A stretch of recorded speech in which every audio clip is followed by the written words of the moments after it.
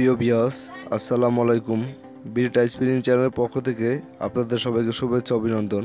তো আশা করি সবাই ভালো আছেন এবং আল্লাহর অশেষ রহমতে আমিও ভালো আছি।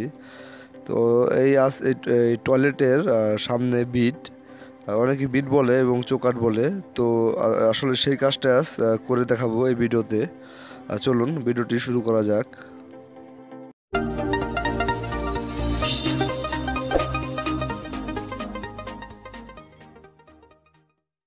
প্রিয় ভিউয়ার্স, অতি ফার্স্ট দেখেন টয়লেটের যেই চোকারটা লাগাবেন, তো চোকারটার মাপ নিতে হবে যে পাশে যতটুকু আছে। অনেক সময় মোটা থাকে, তো চিকন থাকে, তো অবশ্যই চোকারটার মাপটা নিয়ে নেবেন।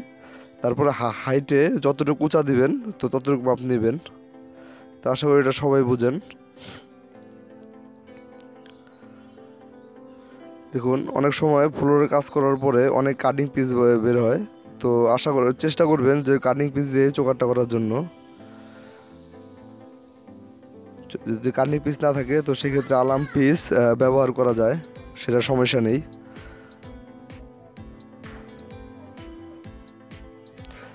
যেহেতু এই গেটটা আপনার 10 সেন্টি পাশে, আর আপনার হাইটে 6 সেন্টি নিচ্ছি। তো যাকে বলে ইঞ্চি হলে 4 ইঞ্চি পাশে গেট, আর এমনি আড়াই ইঞ্চির মতন আপনার হাইটে নিচ্ছি। তো সেটা ঠেলা মেশিন দিয়ে মাপ দিয়ে কেটে নিতে হবে। তো যাদের ঠেলা মেশিন নেই সেক্ষেত্রে তারা গ্যান্ডিংও ব্যবহার করতে পারেন, কোনো সমস্যা নেই। আর এই যে ভিটটা আমরা করছি, এই ভিটের টাইলসের সাইজটা হচ্ছে 16 ইঞ্চি বাই 16 ইঞ্চি সাইজ।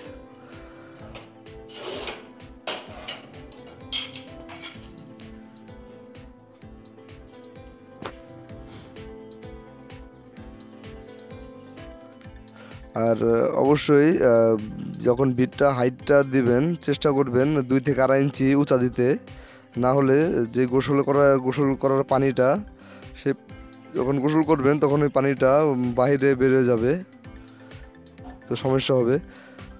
তো দেখুন, এখন লুজ বালি দিয়ে আপনার টাইলসগুলো অতি ফাস্ট লুজ বালি দিয়ে লাগাতে হবে। তো অবশ্যই লুজ বালিটা একটু কড়া সিমেন্টের দেওয়ার চেষ্টা করবেন।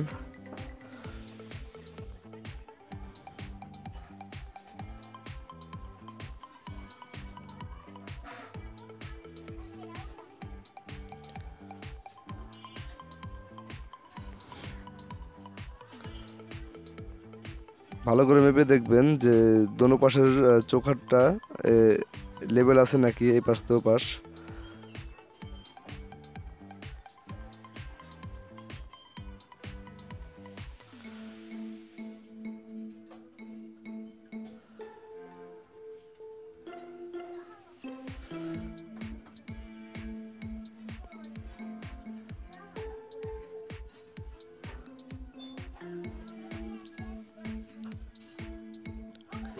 অতি ফার্স্ট আপনার লুজ বালি দিয়ে ভালোভাবে টাইলসটা মানে আপনার ধরিয়ে নিতে হবে, ধরাতে হবে ভালোভাবে। আর সিমেন্টটা অবশ্যই কড়া দেওয়ার চেষ্টা করবেন।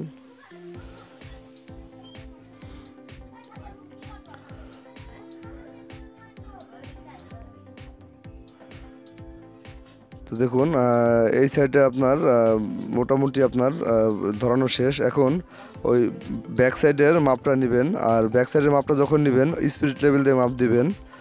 তো এই পাশ থেকে ওই পাশ কিছুটা ঢাল রাখার চেষ্টা করবেন।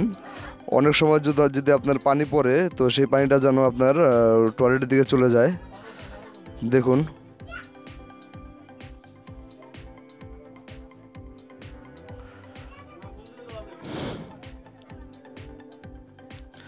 দেখুন আবার চেক করে নেবেন যে ওই পাশে ঢাল আছে নাকি। কিছুটা ডাল থাকবে, বেশি না।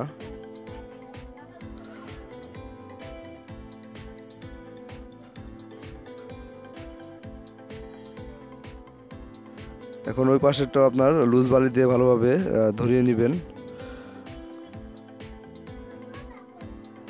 মানে মেজারমেন্ট করে নেবেন যেন আপনার টাইলসটা না লড়ে।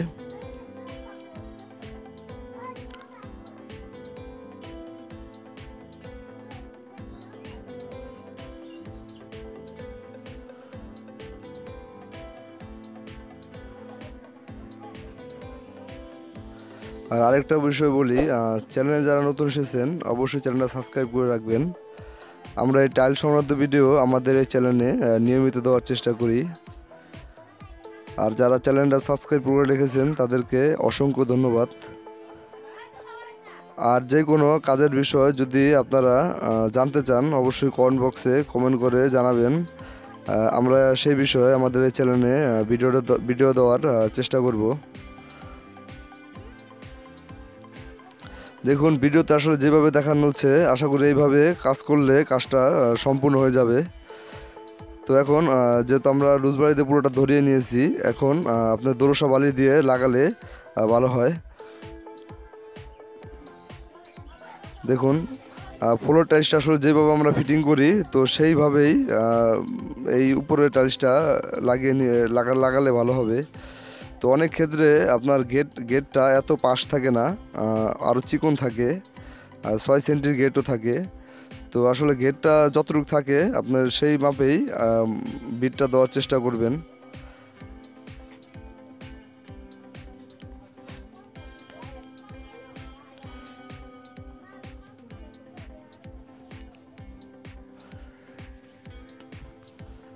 এখন ভালোভাবে সিমেন্ট পানিটা উপরে দিয়ে দিবেন।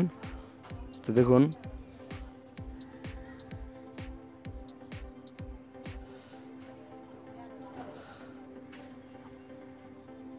আর একটু কেটে দিবেন যেন পানিটাকে নিচ তরে পচে যায়, তাহলে বাড়িটা জানি পুরোপুরি ভিজে, তাহলে কাজটা ভালো হবে।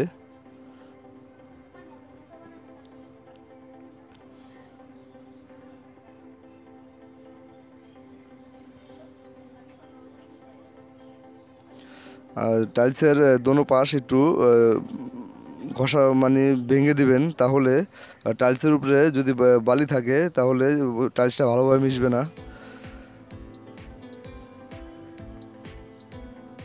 চেক করে দেখবেন সিটেবল দিয়ে ঢাল আছে নদীকে। আর খুবই আস্তে আস্তে লাগানোর চেষ্টা করবেন এটা। তো জোরে বাড়ি দিলে অবশ্য দেখা গেছে আপনার দোনো পাশের টাইলসটা একটু সমস্যা হতে পারে। তো যাই হোক প্রিয় ভিউয়ার্স, দেখুন আজকের মতন এই পর্যন্তই এই ভিডিওতে দেখানোর চেষ্টা করলাম। আর যারা বুঝতে না পেরেছেন অবশ্যই আমাদের কমেন্ট করে জানাবেন, আমরা কমেন্টের উত্তর দেওয়ার চেষ্টা করব। তো সবাই ভালো থাকবেন, সুস্থ থাকবেন। সবাইকে আসসালামু আলাইকুম।